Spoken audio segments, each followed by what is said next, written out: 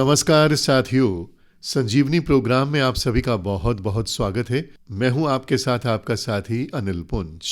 आपको मालूम है, इस प्रोग्राम में हम जब भी आपसे मिलते हैं तो किसी न किसी विशेषज्ञ से आपकी मुलाकात करवाते हैं। इसी लड़ी में आज हमारे साथ इस प्रोग्राम में मौजूद हैं आयुर्वेदाचार्य डॉक्टर श्वेत खुंगर। पिछले 25 सालों से इस क्षेत्र में अपनी सेवाएं दे रहे हैं। तो जाहिर सी बात है, डॉक्टर श्वेत खुंगर से हम आयुर्वेद के बारे में जानेंगे। हमने जो विषय चुना है वो चुना है आयुर्वेद और हम। सबसे पहले डॉक्टर श्वेत खुंगर, प्रोग्राम संजीवनी में हम आपका बहुत बहुत स्वागत करते हैं। धन्यवाद जी।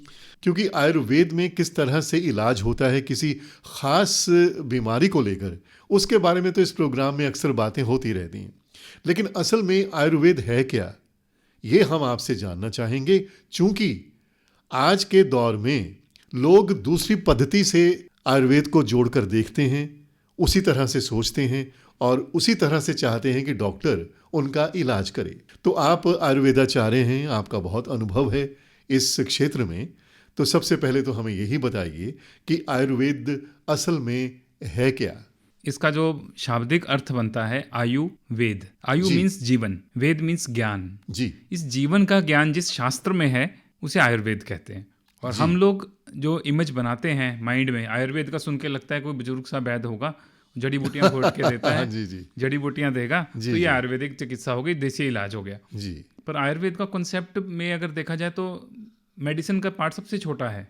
आपको मेडिसिन की जरूरत ना पड़े वो पार्ट सबसे बड़ा है। चरक संहिता को देखें तो 120 उसमें अध्याय हैं जी। तो 32 अध्याय सिर्फ मेडिसिन के ऊपर है, बीमारी के ऊपर है। और बाकी सभी कि किस तरह से जीवन है क्या, बीमारी ना हो उस पर आधारित है। कितनी बड़ी बात है। और आयुर्वेद का जो असली ध्येय था कि पुरुषार्थ की प्राप्ति, हमारे पूरे जीवन का जो ध्येय है वो होना भी यही चाहिए, धर्म अर्थ काम मोक्ष। अल्टीमेट इज मुक्ति। किससे? इस जीवन चक्र से। उसका जो माध्यम है वो एक स्वस्थ शरीर हो सकता है। शरीर में आपका स्वस्थ मन भी आता है, ये बॉडी भी आती है और इंद्रियों के सेंस ऑर्गन्स भी आते हैं, जो हमारी पूरी स्वस्थ की परिभाषा है, जिसे WHO ने भी रिकॉग्नाइज किया है कि स्वस्थ से स्वास्थ्य रक्षणम का जो हम कॉन्सेप्ट लेके चलते हैं कि स्वस्थ व्यक्ति अपने स्वास्थ्य की रक्षा करे। उसमें है सम दोषा, सम धातु, सम अग्निशमल क्रिया, प्रसन्न आत्म इंद्रिय मना स्वस्थ विधेयते। जिस व्यक्ति के तीनों दोष, वात पित्त कफ, सातों धातुएं, रस रक्त मांस मेद अस्थि मज्जा शुक्र, और जो मल है, जो हमारा स्टूल है, यूरिन है, स्वेट है, ये सब बैलेंस में रहते हुए अग्निश्च, पेट की जो अग्नि है वो बैलेंस में हो।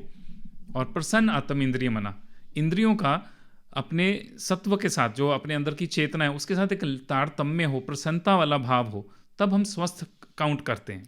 अच्छा, पूरी तरह से जब कोऑर्डिनेशन हो, समन्वय हो, हाँ। इन तमाम जो बातों के बारे में आपने बताया, तो वो उस पर आधारित है आयुर्वेद। आधारित। और ये सम का मतलब क्या होता है? सम, मेरा सम आपका सम अलग अलग है। अलग अलग है। क्यों? हमारी प्रकृति अलग है। तो डॉक्टर साहब, आपसे पहले मैं ये जानना चाहता हूँ, आपने अपनी बात में ये कहा स्वस्थ व्यक्ति किस तरह से स्वस्थ रहे, ये हमें आयुर्वेद समझाता है। तो पहले इस पे थोड़ा सा प्रकाश डालिए कि स्वस्थ व्यक्ति स्वस्थ रहे, क्योंकि जो बीमार है उसमें तो बताया है कि बीमारी का इलाज इस तरह से है, लेकिन स्वस्थ व्यक्ति स्वस्थ रहे, विस्तार से समझाइए। जी, हमारा श्लोक क्या है? स्वस्थस्य स्वस्थ रक्षणम आतुरस्य विकार प्रशमनच। दो मुख्य एम है आयुर्वेद के कि जो जिस तरह से वो काम करता है। सेकंड के लिए तो सबको तैयार होता है, बीमार हुए तो डॉक्टर के पास जाओ। जब बीमार ना हो उसके लिए डॉक्टर के पास जाना है, वो व्यक्ति असली रोगी हम कह सकते हैं। हमारे पास जो पेशेंट्स आते हैं, आई एम वेरी लकी कि मेरे पास दोनों तरह के केसेस आते हैं। बीमार भी आता है और कोई सिर्फ यही चेकअप कराने आता है कि मुझे कोई दिक्कत तो नहीं, क्या मैं स्वस्थ हूँ और फिर हम उनके क्राइटेरियाज के हिसाब से, हमारे जो स्वस्थ रहने के क्राइटेरियाज उसमें उसकी प्रकृति। आयुर्वेदा मीन्स एक कोऑर्डिनेशन विद नेचर, अपनी आदतों को बदलते रहना। बहुत अच्छी बात है। आदतों को बदलते रहना अपनी प्रकृति के हिसाब से, मदर नेचर के हिसाब से, बाहर की प्रकृति के हिसाब से, मौसम के हिसाब से और उम्र के हिसाब से, अपने शरीर का मौसम बदलते रहना, हर चीज अपनी आदतों को बदलते रहना ही आयुर्वेद है। जी जी जी। हमारे यहाँ मौसम बदलता है तो आदत भी तो बदलेगी। हमारे पेट की अग्नि बदलती है, क्योंकि हमारा सारा जीवन चक्र जो है वो सूर्य के साथ जुड़ा हुआ है। जी। जैसे सूरज की रोशनी के पैटर्न्स चेंज होते हैं, हमारे पेट की अग्नि चेंज होती है। हमारे पेट की अग्नि चेंज होती है तो उसके न्यूट्रिशन को एब्जॉर्ब करने की पावर चेंज हो जाती है। तो इसलिए अब के रोग युग में आप देखेंगे, अगर पिछले 40 साल पहले देखें और अब के ज़माने में देखें, बीमारियां डिफरेंट क्यों होती जा रही हैं? क्योंकि हम इसको निगलेक्ट करके खाना खाते हैं। अब 12 महीने, हमें 12 महीने की हर तरह की सब्जी 12 महीने अवेलेबल है, और उसमें टेस्ट नहीं देख रहे हम, उसमें न्यूट्रिशियस वैल्यू देखते हैं। जी जी, आप इतनी बातें बता रहे हैं कि जिज्ञासा बढ़ती जा रही है। आपने कहा कि हर शरीर का सम अलग से है। अब मेरा सम क्या है, ये मैं कैसे जानूं? जी, आयुर्वेद के हिसाब से हमारा शरीर जो है 5 तत्वों से बनता है: आकाश, वायु, अग्नि, जल और पृथ्वी।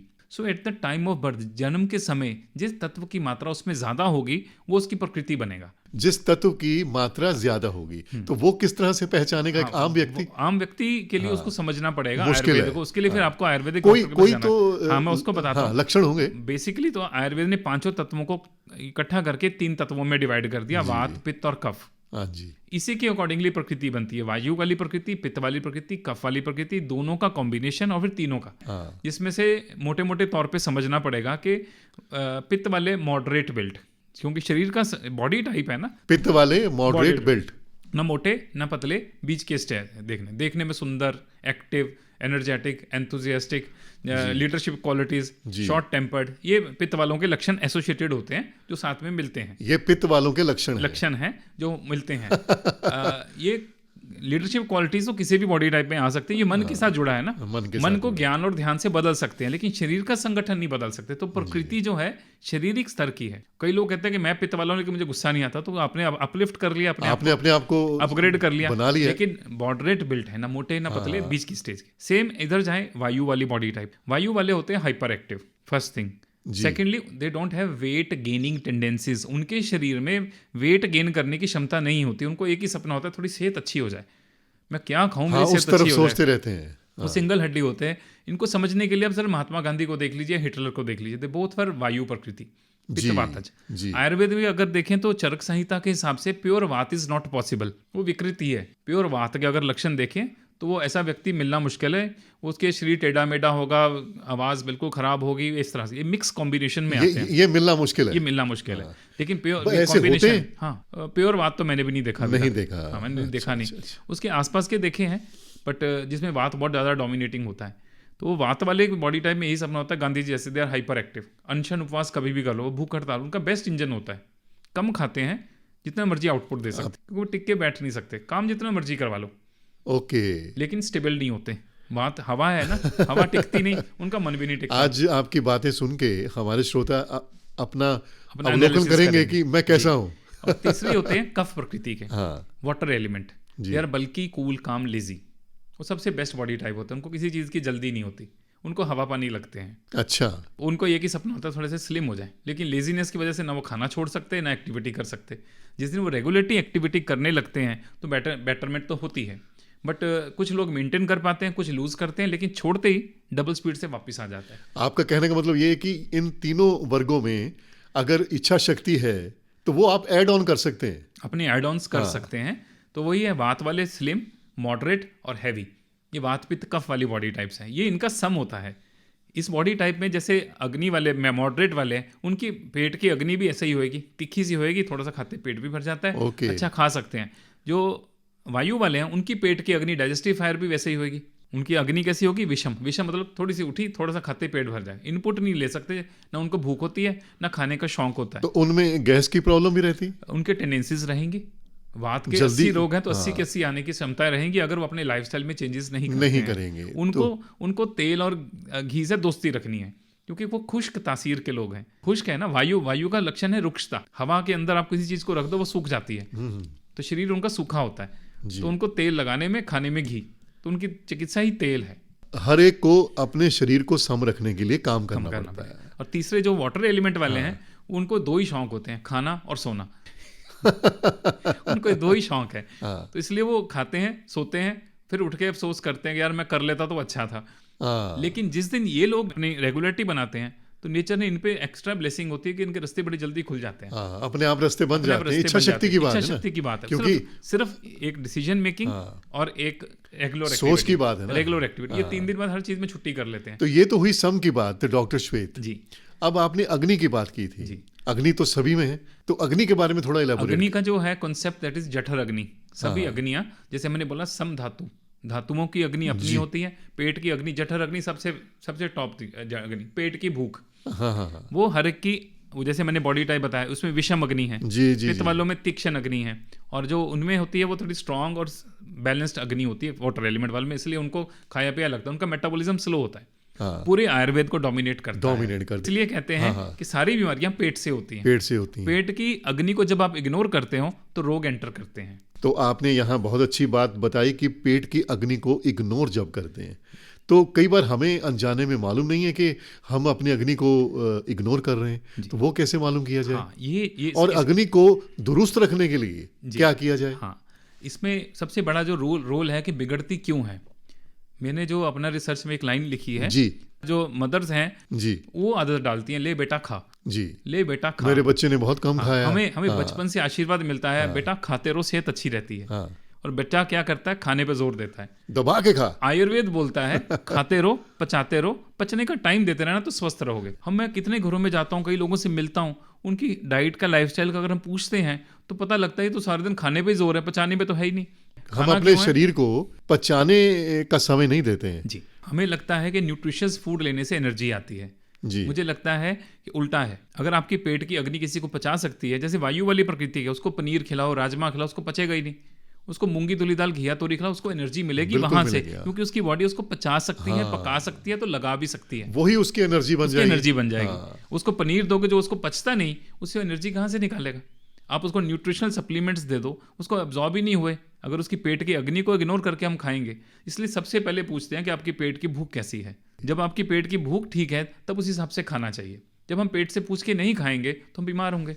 जैसे जैसे एज बढ़ती है हम आदतें नहीं छोड़ते, तब रोग आते हैं। जी जी, लोग 70-70 साल के आके कहते हैं हम तो सवेरे वाला ब्रेकफास्ट नहीं बंद कर सकते, तो मम्मी ने तो बचपन से खाता आ रहा हूँ, मम्मी ने पहले का बोल रखा है कि खाना है। अब वो 3 रोटियां बचपन में खाता था, जवानी में 3 खाता था, बुढ़ापे में भी 3 ही खानी है, क्योंकि मेरी नेचर है शुरू। वाह उसके लिए मैं रोज एक खाली पेट गैस का कैप्सूल खा लेता हूँ, मेरे को पच जाता है।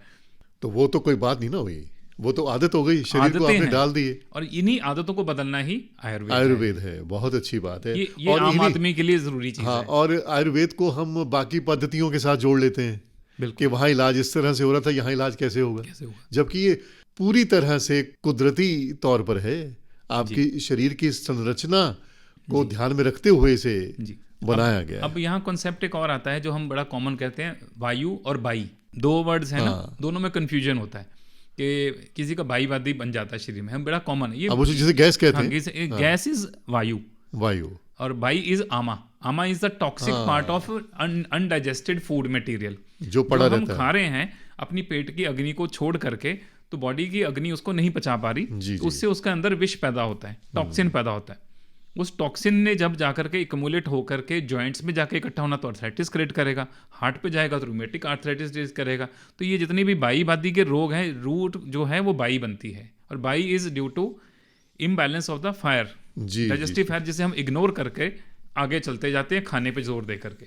वो बाई जब इकट्ठी हम हो जाती है तो वो हर बीमारी का रूट कॉज बनती है। आम आदमी के लिए उसको पहचानने के 5 सिम्टम है जी, कि सबसे पहले जब सुबह उठे उसके मुंह का स्वाद अजीब सा, शरीर में भारीपन सा, चलते फिरते शरीर खुल जाता है। बहुत से लोग सुबह उठते हैं, एड़ियाँ भारी होती हैं, चलते चलते ठीक हो जाता है, ये बाई का पहला लक्षण है। खाने के बाद सुस्ती, खाया और ऐसा लगता है मैं सो जाऊँ।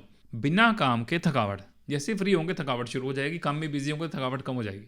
बिना काम के थकावट, और सारे जोड़ों में फिर जकड़न, अकड़ाहट, स्टिफनेस, भारीपन स्टेप बाय स्टेप आते हैं। ये सारे बाई के लक्षण हैं। तो ऐसी स्थिति में ऐसे व्यक्तियों को क्या करना चाहिए? हाँ, आयुर्वेद की सबसे सर्वश्रेष्ठ चिकित्सा है लंघन, लघु आहार, जिसे लोकल लैंग्वेज हम कहते हैं उपवास, जी व्रत। जी, पेट की अग्नि को रीबूट कर देना, डिफॉल्ट सेटिंग्स पे वापस लेके आना ही सारा चिकित्सा है। करना क्या है, 3 दिन सिर्फ प्लेन खिचड़ी डाइट पे आ जाओ।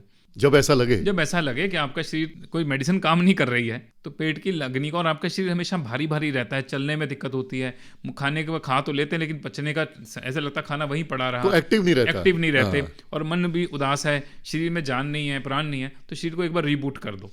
रीबूट करने का सबसे अच्छा तरीका है 3 दिन के लिए पतली सी खिचड़ी, जीरे और अदरक का थोड़ा सा तड़का लगा के, हल्का सा जीरा भी और अदरक भी पेट की अग्नि बढ़ाते हैं, और गुनगुना पानी। कच्ची चीज को 3-4 दिन अवॉइड करना है। कच्चा अन्न जो है, चाहे फ्रूट्स हैं चाहे सैलिड्स हैं, हम लोग कहते हैं हम उसमें अपनी एडिशंस करते हैं कि दही डाल लेंगे, सिर्फ खिचड़ी स्मूदी means- बना लेंगे। हाँ, कुछ भी बना लेंगे। खिचड़ी मतलब सिर्फ खिचड़ी, हाँ। उपमा, भुने हुए चने कभी बीच में लेने हो तो शायद, अगर आपकी पेट की अग्नि स्ट्रांग है। पर सबसे अच्छी चीज़ है लंघन, मीन्स 3 दिन बॉडी को डिटॉक्सिफाई करना, उपवास करना है। उपवास करना 3 से 5 दिन, अपनी अपनी पेट की और क्षमता के हिसाब से। तो वो पूरी तरह से अब स्वस्थ 3 हो दिन में जाएंगे। आपको खुद ही लगे मेरे को अपना शरीर महसूस ही नहीं हो रहा, वाह, भूख बहुत- अच्छी लगने लगी, शरीर हल्का हो गया। अपनी बॉडी के अंदर आपने उसको सपोर्ट दिया ताकि वो सारे शरीर का कचरा एक बार पचा करके निकाल दे। और रात को एक लैक्सेटिव लेना है, इसबगोल लो, त्रिफला लो, हरड़ लो, जो अपनी प्रकृति है उस हिसाब से लो, ताकि सवेरे गट क्लीन हो। पेट जितना अच्छा क्लीन होगा 3 दिन में खिचड़ी से कब्ज हो सकती है। और ये बिल्कुल सस्ता और सिंपल सा टेक्निक है जो हम अपने आप पे करना नहीं चाहते। हम सोचते हैं 3 दिन खाएंगे तो वीकनेस आ जाएगी, और खा रहे थे तो कौन सी एनर्जी आ गई। और घर बैठे बिठाए आपने तो आज नुस्खा दे दिया हमारे श्रोताओं को कि जिनके बायबादी है वो किस तरह से अपना ख्याल रखें और क्या करना उन्हें। अगर ये करते हैं तो बिल्कुल ठीक हो जाएंगे ना। बिल्कुल बढ़िया हो जाएंगे। अब हम आपसे ये जानना चाहते हैं कि घी जो है आयुर्वेद में उसका क्या महत्व है, देसी घी, क्योंकि इसके बारे में बहुत सारी बातें हैं। सोशल मीडिया में आए दिन चलता रहता है कि 1 चम्मच रोज़ खाना चाहिए, कोई कहता है कि 2 चम्मच रोज़ खाना चाहिए, कहीं ये सुनने को मिलता है कि खाना ही नहीं चाहिए। जी, तो मुझे ये बताइए, मक्खन, घी, देसी, इसे खाना चाहिए, और अगर खाना चाहिए तो इसके लिए क्या नियम है आयुर्वेद में? वही बात आती है कि हम, क्योंकि इस तरह के प्रश्न बहुत आते हैं। जी जी बिल्कुल आते हैं, हमारे पास भी रोज आते हैं। तो उनको कॉन्सेप्ट क्लियर करना पड़ता है, क्योंकि उनका ऑलरेडी ब्रेन वॉश किया जाता है जी कि घी तेल खाने से हार्ट की ब्लॉकेज होती है। जी। और मैं आपको इतने लोग मिलवा सकता हूँ पर्सनली जिन्होंने कितने साल से नहीं खाया तब भी ब्लॉकेज थी। तो अकेला कॉन्सेप्ट नहीं है ना कि घी खाने से ही ब्लॉकेज होगी, जी। क्योंकि आयुर्वेद के हिसाब से अगर देखें तो घी सर्वश्रेष्ठ पित्त शामक है। तो पित्त की अगर सर्वश्रेष्ठ चिकित्सा है दैट इज घी। हमारे मन में क्या बेटा, घी गर्म होता है। आयुर्वेद के हिसाब से घी जो है वो शीतवीर्य है, ठंडा है तासीर में, पचने में भारी है, गुरु है। तो पेट की अग्नि के हिसाब से उसकी डोज सेटअप होगी। वही वायु वाली प्रकृति के लिए घी बहुत अच्छा है। खाना कितना है, जितना वो पचा सके। वायु वाले के लिए अच्छा है। अच्छा है जी। वायु के लिए, क्योंकि खुश्की दूर करेगा। वात और पित्त प्रकृति वालों के लिए घी सर्वश्रेष्ठ है। कफ वाले जिनको खुद ही घी पानी घी की तरह लगता है, उनको घी देने से उनका वेट गेन होगा। तो उनका अगर फिजिकल एक्टिविटी ज़्यादा है तो उनको घी की क्वांटिटी कम रहेगी, लेकिन उनको डेफिनेटली वो काम करेगा। अब बात वही आ गई कि अगर वो एक्सरसाइज करते हैं, एक्सरसाइज अपना ख्याल रखते हैं, लाइफस्टाइल अच्छा रखते हैं। बिल्कुल हेल्थी रहने का एक सिंपल सा फंडामेंटल है, जीभ पे ताला, टांगों को चलाना, and mind always high spirit, चढ़ती कला में वाह रहना। वाह वाह वाह वाह। इस वजह से समझ सकते हैं इनपुट कम आउटपुट ज़्यादा, चलना फिरना ज़्यादा, और माइंड ऑलवेज हाई स्पिरिट्स में, चढ़ती कला में मन देखी जाए। ये मूल मंत्र है। ये मूल मंत्र है। जिसको ये आ गया, आप खाओ, सब चीज़ खाओ, और उसको पचाने के लिए एक्टिविटी तो करो। आजकल सबकी प्रॉब्लम कहाँ से शुरू होती है कि हमारी फिजिकल एक्टिविटी की जगह मेंटल एक्टिविटी ज़्यादा है। ऊपर वाला हमें रोज 100 रुपया देता कि खर्च करने को, और उसमें से हम 70 रुपये ब्रेन से खर्च करते हैं, 30 बॉडी से खर्च कर रहे हैं। इसी वजह से हमारी माइंड के रिलेटेड प्रॉब्लम्स ज़्यादा आ रही हैं। सारी माइंड के रिलेटेड प्रॉब्लम्स बॉडी पे प्रोजेक्ट होती हैं, और हम बॉडी के डिफरेंट डॉक्टर्स के पास जाकर उसका ट्रीटमेंट करा रहे हैं। जी जी। और माइंड को अगर ठीक रखने का तरीका क्या है, बॉडी से 70 रुपये खर्च करने शुरू करो। देखो माइंड के ऊपर प्रेशर ही कम हो जाएगा, काम बेटर वे से कर पाएगा। और ये सब चीज़ें हमारे हाथ में, हमें मालूम नहीं। क्योंकि हम अपने लाइफस्टाइल में चेंजेस नहीं करना चाहते। हमें बचपन से अच्छी अच्छी जॉब्स चाहिए थी, और जॉब्स वाले आपको पूरा निचोड़ते हैं, वो आपके लिए टाइम नहीं छोड़ते। और अगर आप टाइम नहीं दोगे तो डॉक्टर के लिए कमा रहे हो आप। बॉडी ने तो टाइम लेनी है, या तो किस्तों में दे दो या इकट्ठा ले लेगा। आप अपने लिए तो जिए ही नहीं। ये नहीं। अच्छा डॉक्टर साहब, बातें तो बहुत सारी हैं, प्रोग्राम का समय भी भागा जा रहा है। देखिए, आयुर्वेद सिस्टम है हमारा, प्राचीन समय का है, और हम बड़े भाग्यशाली हैं कि उस धरती पर हम पैदा हुए जिस धरती ने हमें आयुर्वेद जैसा ज्ञान दिया। एक अर्थराइटिस के बारे में आपसे जानना चाहता हूँ कि आयुर्वेद में किस तरह से इलाज होता है। इसको लेकर बहुत सारी भ्रांतियाँ हैं। अगर उन भ्रांतियों की बात करूंगा तो समय निकल जाएगा। आप खुद ही बता दीजिए कि अर्थराइटिस जैसी जो समस्या है, इसका आयुर्वेद में इलाज क्या है? अर्थराइटिस भी आयुर्वेद में भी 3 तरह का है।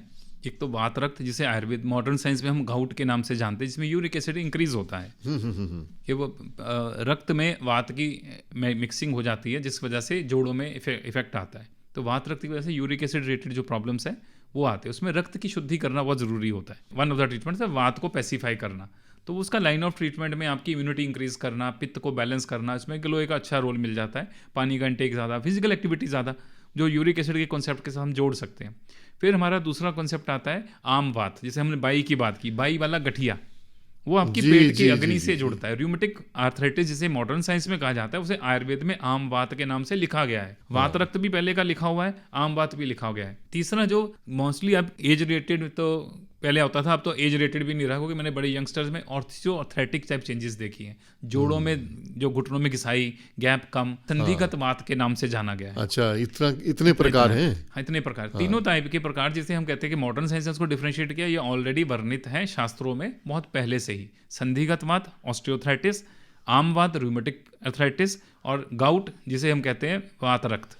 इन तीनों के अकॉर्डिंगली उनके दोषों के हिसाब से पेशेंट की चिकित्सा की जाती है। आम बात की तो सबसे अच्छी चिकित्सा वही है जो मैंने बताया, लंघन। हर ट्रीटमेंट का शुरुआत वहीं से करना है अगर उनमें लक्षण है। खिचड़ी, सादी, लंघन, लघु आहार, बिल्कुल लाइट फूड, इतना कि बस पेट के लगे कि पेट खाली है तो वाई पचनी शुरू हो जाती है। और डिटॉक्स करो, तो वो पेशेंट टू पेशेंट है, किसी को त्रिफला से करना, किसी को सब से करना, किसी को कैस्टर ऑयल से करना, किसी को अमलतास से करना, वो पेशेंट की दोषों के हिसाब से होता है। और तीसरा संधिगत वात। संधिगत वात का जो मैं सबसे बेटर बताना चाहूंगा, one of the main reason जो यंगस्टर्स में आने लगा है, रॉन्ग पोस्चर्स। अब मान के चलिए कि अगर गाड़ी की अलाइनमेंट हिल जाए तो टायर घिसते हैं जी, ऐसे आपकी रीढ़ की हड्डी की अलाइनमेंट हिल जाए तो घुटने घिसेंगे। तो बदलना क्या है, टायर बदलने हैं कि अलाइनमेंट ठीक करनी? अलाइनमेंट ठीक करनी। लेकिन पैसे किस में बनेंगे? टायर बदलने के। टायर बदलने के तो जोर किस पे लगता है? टायर बदलने। इसलिए बहुत से लोग टायर बदल लेते हैं, सूट नहीं करता। तो अलाइनमेंट को ठीक करना है, उसका एक बड़ा सिंपल सा फंडामेंटल है, हर एक को करना चाहिए, क्योंकि सबका पोस्चर गलत है जी। चलते वक्त एक नियम, एक मंत्र की तरह मन में जाप करना है,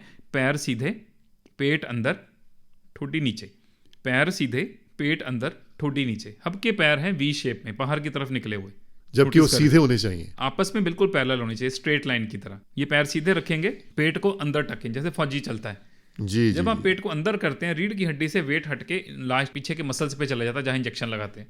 इन मसल्स पे वेट आना चाहिए, हम रीढ़ की हड्डी पे डाल के चल रहे हैं। तो आपका कहने का मतलब है कि पेट को अंदर खींचते हुए चलना, हल्का सा पेट को अंदर टक इन करना। जैसे अंदर करेंगे आपकी रीढ़ की हड्डी सीधी होती है, वेट डिस्ट्रीब्यूट हो जाता है इन दो मसल्स पे। अदरवाइज हम वेट को रीढ़ की हड्डी पे डाल के चल रहे हैं। और ठोडी हमारी सबकी ऊपर की तरफ होती है। आप देखने फोटो खिंचवाते तो कई बार लगता है खड़ा तो मैं सीधा था, लेकिन ठोडी ऊपर की तरफ आई है। ये डॉक्टर साहब, मैं आपसे ये कहना चाह रहा हूँ, मैं बड़े ध्यान से सुन रहा हूँ, ये पहली बार इस प्रोग्राम में ये बातें सुनने को मिली। ये बहुत अच्छी बात आपने बताई है कि पैर सीधे करके और पेट को अंदर थोड़ा सा खींच कर, हल्का सा रखकर, और ठोडी को नीचे की, हल्का सा नीचे, गर्दन नीचे नहीं, ठोडी नीचे। ठोडी नीचे, इसमें थोड़ा फर्क है बस। इसमें आपको थोड़े दिन दिक्कत आएगी, ये तो ध्यान देते नहीं, क्योंकि हम गलत पोस्चर पे चल रहे हैं। जब ठीक करेंगे तो थोड़ी दिक्कत आएगी, लेकिन आप देखना आप कंफर्टेबल हो जाओगे। लंबी वॉक में थकावट खत्म हो जाएगी। अपनी बॉडी को थोड़ा सा इन्वेस्टमेंट दो, थोड़ी एक्सरसाइज करो, थोड़ा सैर करो, एक्सरसाइज करो, ठीक हो जाएगा। आयुर्वेद में 3 चिकित्साएं हैं, आहार, विहार और औषधि। अगर आपने डाइट एंड लाइफस्टाइल, आहार और विहार को सुधार लिया तो औषधि की जरूरत नहीं है। तो घूम करके मोरल ऑफ द स्टोरी यही है कि पेशेंट ने खुद ही अपने आप को ठीक करना है। अगर वो अपने प्रति थोड़े अवेयर हो जाए, अपनी प्रकृति को समझे, मदर नेचर को समझे, कुदरत आपको इतना कुछ अपने समय के हिसाब से दे रही है, उसी सीजन के हिसाब से सब्जियां खाओ तो आपके पेट पे बर्डन कम पड़ेगा। अब हम घिया सर्दियों में खाएंगे और मटर गर्मियों में खाएंगे तो हमारे पेट की अग्नि पे इफेक्ट आएगा कि नहीं आएगा? जी बिल्कुल। हमारी मॉडर्न साइंस सारी की सारी उस पर लगी है कि इस मौसम में ये भी उगाए। जहां अवेलेबल है वहां तो होना चाहिए ना। अब जहां ठंड और भयंकर ठंड पड़ती है वहां वो स्थिति अलग है, वो अलग है। उनके लिए डिफरेंट है। हमारे यहाँ तो 6 के 6 सीजन्स में इतनी वैरायटी ऑफ फूड है, इतना कुछ हमें मिला हुआ है ऊपर वाले की कृपा से। डॉक्टर साहब, आहार विहार और औषधि के बारे में आपने बताया। अगर हम औषधि की बात करें आयुर्वेद में, तो कहा जाता है कि जी आप आयुर्वेद क्यों कर रहे हो, साइड इफेक्ट्स होंगे। जबकि तो आयुर्वेद के लिए ऐसा क्यों कहा जाता है, अगर संक्षिप्त में बता दें। वैसे तो हमारे पास सारे पेशेंट इसलिए आते हैं यही मान करके कि आयुर्वेद के साइड इफेक्ट्स नहीं हैं, पर उनको माइंड में ब्रेन वॉश किया जाता है कि इसमें स्टीरॉयड मिलाए होते हैं, इसमें भस्में होती हैं जो किडनी खराब करती हैं। पहला ये जवाब होता है। अब ये सोचने की बात है कि 5-6 हज़ार साल से जो हमारी साइंस पीछे बोल रही है, तब से आयुर्वेद चलता आ रहा है। अभी तक अगर ये किडनी से फेल हो रहे होते, बड़ा सिंपल सी बात बता रहा हूँ, तो सरकार इनको पद्म विभूषण पद्मश्री तो देती नहीं आयुर्वेद वालों को। और आयुष मंत्रालय तो बिल्कुल भी खड़ा नहीं करती। आयुष मंत्रालय सरकार ने बनाया ही उन्हीं लोगों के लिए जो मिसकॉन्सेप्शन क्रिएट करके बैठे हैं माइंड में कि आयुर्वेद के साइड इफेक्ट्स हैं। ये उन्हीं की लैंग्वेज में समझाने के लिए आयुष मंत्रालय बना, जो कॉन्टिन्यूस रिसर्च वर्क को डॉक्यूमेंट करके प्रेजेंट करेगा। आने वाले कुछ समय में जो लोग अभी भी इनको अंधविश्वास मान के चल रहे थे, उनके विश्वास के लिए बनाया। जो आम जनता है, जो आयुर्वेदिक डॉक्टर्स हैं, उनको तो पता ही इसके रिजल्ट हैं। बिल्कुल सही है। और गलत डोज पे किसी को भी गलत मेडिसिन देना तो उसका अपना मेन इफेक्ट तो रहेगा। अगर मैं आपकी तासीर में गर्मी है और मैं आपको गर्म चीज़ दे दूंगा तो गर्मी तो करेगा, वो साइड इफेक्ट नहीं होगा, उसका मेन इफेक्ट होगा। मेन इफेक्ट होगा। और बहुत प्रोलॉन्ग यूज़ के बाद कोई भी मेडिसिन अगर लंबा टाइम आप लेते हैं तो उसका कोई ना कोई साइड इफेक्ट आपकी बॉडी पे आएगा, तो उसको हमें डॉक्टर से पूछ करके चेंज करना पड़ेगा। अच्छा डॉक्टर साहब, एक चीज़ और बताइए, एक सवाल मेरे जहन में आया। कुछ लोग कहते हैं कि देसी इलाज मत करवाना, तो वो देसी इलाज को आयुर्वेद के साथ जोड़ देते हैं या आयुर्वेद के इलाज को देसी के साथ जोड़ देते हैं। देसी और आयुर्वेद, इसमें क्या अंतर है, हम किस तरह से समझें? पहले तो हम भी ये समझते थे कि देसी मतलब आयुर्वेद को कहते होंगे। जी जी। बट मैंने किसी डॉक्टर से बात की, वो देसी समझते हैं जितने भी झोला छाप डॉक्टर्स बैठे हैं जो मिक्स प्रैक्टिस के नाम पे करते हैं। और कुछ लोग क्या करते हैं, मैक्सिमम जो लोग शर्तिया इलाज करते हैं आयुर्वेद में, गारंटीड वाला, वहाँ जरूर शक करना चाहिए। जब आपने पेशेंट की प्रकृति नहीं देखी, उसके दोषों को नहीं देखा, आप शर्तिया इलाज कैसे कर सकते कैसे हैं? हो गया? और उसमें अगर उसको रिजल्ट मिल रहे हैं, हर एक को मिल रहे हैं, तो अंडरस्टूड है, कुछ शक करने की जरूरत है, उसको चेकिंग कराने की जरूरत है, लैब्स में जाके चेक कराओ। कई लोग मिलाते हैं, या आयुर्वेद को बदनाम करने वाले बहुत से लोग बैठे हैं जो शॉर्टकट। और एक सबसे मजेदार बात जो मैंने अपनी 25 साल की प्रैक्टिस में देखी है, ऑथराइज्ड क्वालिफाइड डॉक्टर होगा, वो कभी भी अपनी एडवर्टाइजमेंट इस हिसाब से नहीं करेगा कि हम शर्तिया इलाज करते हैं। बहुत अच्छी बात बताई आपने देसी और आयुर्वेद के इलाज के बारे में। अब बस बात वही है कि हमें जानकारी होनी चाहिए, और जानकारी तभी मिलेगी जब आप सही स्थान पर पहुंचेंगे, सही व्यक्ति के पास पहुंचेंगे। तो आपने बहुत अच्छी बातें बताई, गलतफहमियां दूर की आपने, और जानकारियां अच्छी दी हैं। आप हमारे प्रोग्राम में पधारे, आपका हम बहुत बहुत धन्यवाद करते हैं। तो डॉक्टर श्वेत खुंगर, आप हमारे प्रोग्राम संजीवनी में आए, हम आपका बहुत बहुत धन्यवाद करते हैं। अब अगले सप्ताह एक और मेहमान के साथ आपकी और हमारी होगी मुलाकात। तब तक के लिए स्वस्थ रहें, आबाद रहें, खुश रहें, मुस्कुराते रहें। नमस्कार।